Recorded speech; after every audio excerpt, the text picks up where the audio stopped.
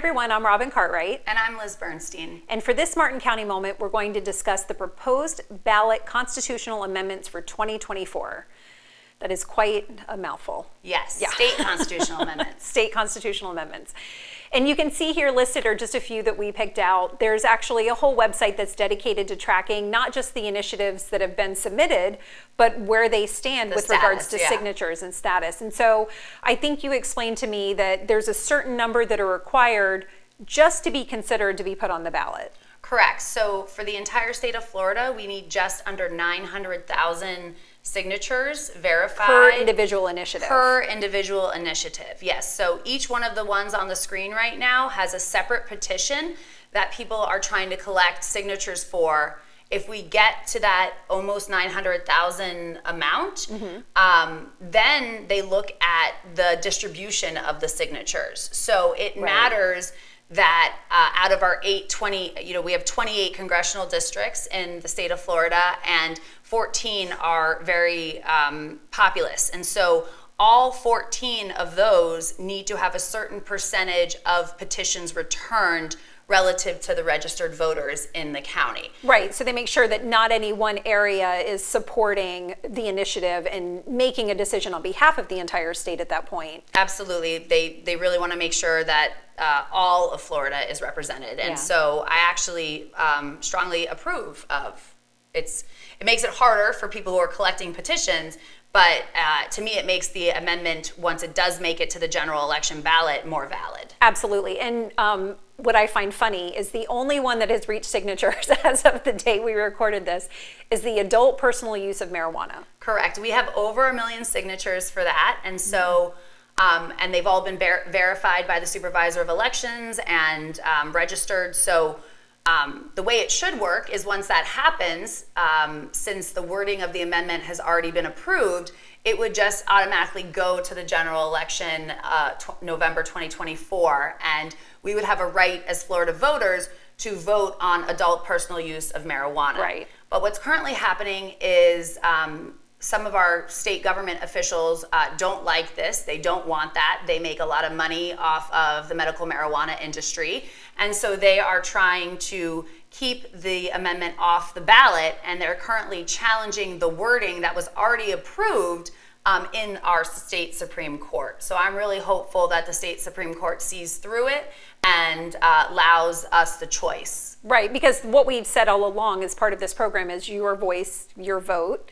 Your voice matters, and it's important that we make sure that what we want as a state, that we have the opportunity to vote on it. It may not necessarily be our personal choice at this moment, but it's the opportunity to vote that I think is most important. And two of the things that we're most passionate about here there's two things. One is there is a constitutional amendment for the ballot initiative in 2024 for the right to clean water, which is completely crazy to me that we actually have to petition for that to have that on a ballot. And the crazier thing is there hasn't been a lot of money put behind it. So we are probably, I hate to be pessimistic, but we're probably not going to reach the 900,000 signatures that are required to actually get this as an amendment. So I'm hopeful maybe that we can try for 2026.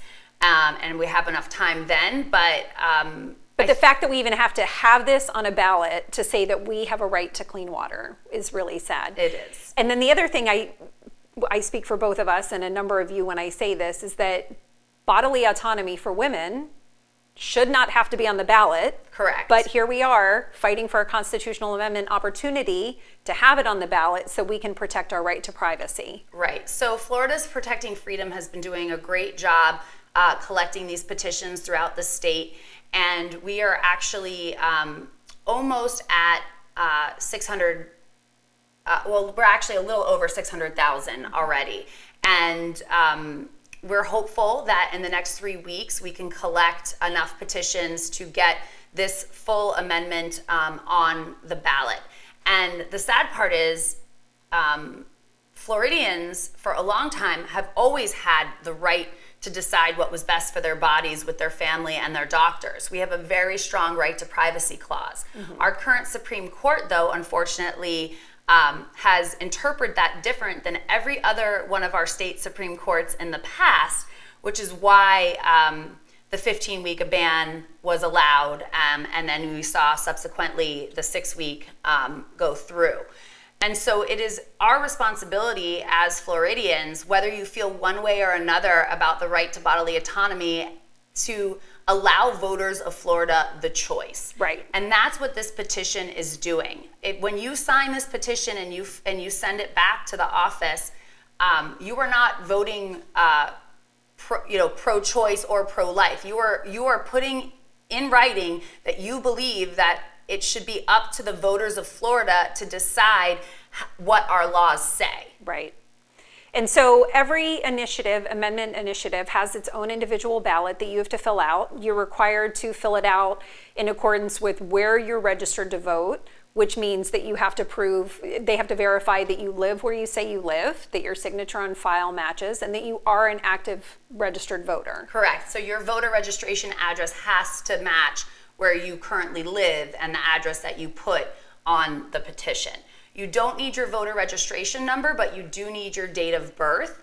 You must write legibly. And the other thing that they're doing, the government is doing to try to silence us, is they've also added a few rules. So from the date that you sign it, the supervisor of elections must receive and process it within 30 days of that date. Right. So I know some people go out and they're really excited and they collect a bunch of petitions, but then they don't mail them right away. You need to mail your petition right away so that it's within that 30-day window and your signature can be counted towards the verifiable total. And this is with any ballot initiative, Right. Not just any of either of the two that we've discussed. Yes, any single one on that website that we had earlier put up.